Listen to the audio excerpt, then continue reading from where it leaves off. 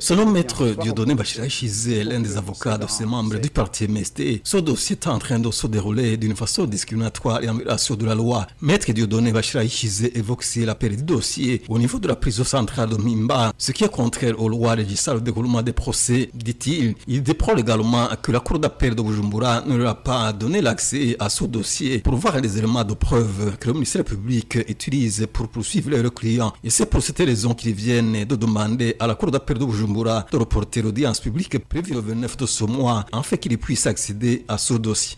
Nous venons d'adresser une autre correspondance à la Cour d'appel de Bujumbura pour demander le report de l'audience initialement prévue le 29, afin que l'on puisse accéder à ce dossier de fond et qu'on puisse préparer une défense susceptible de garantir un procès équitable garanti par l'article 38 de la Constitution. Nous constatons du même coup que ce dossier est un dossier politique dans lequel la justice burundaise ne veut pas laisser la vérité éclater au grand jour.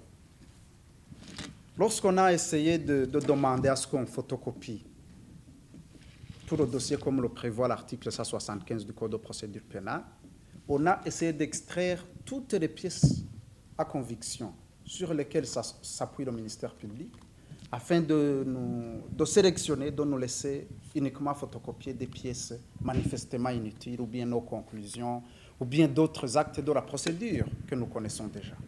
Nous lançons un appel vibrant à la Cour d'appel de Bujumbura pour que cette audience soit reportée et pour que ces droits garantis par la Constitution soient reconnus et exercés en vue de défendre efficacement nos clients. Maître Dieudonné Bachira Chizé fait également savoir qu'ils seront dans l'obligation de recourir aux juridictions étrangères une fois la justice burundaise ne se ressaisit pas. S'il s'avérait effectivement que par suite de ces intrusions, de ces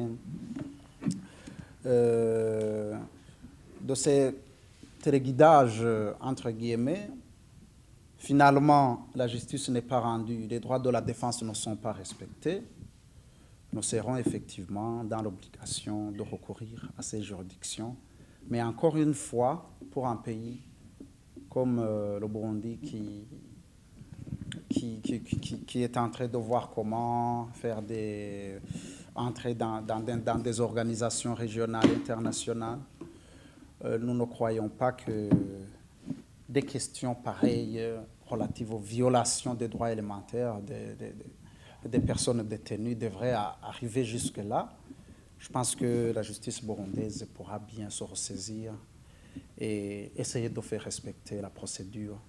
Parce que si la loi, en effet, doit essayer de réprimer, il faut que la loi soit aussi un bouclier pour la défense des droits des citoyens. Rappelons que ces membres du parti MST qui sont dans la prison centrale de Mimba ont été arrêtés le 8 mars de cette année. Ils étaient accusés d'atteinte à la sûreté de l'État.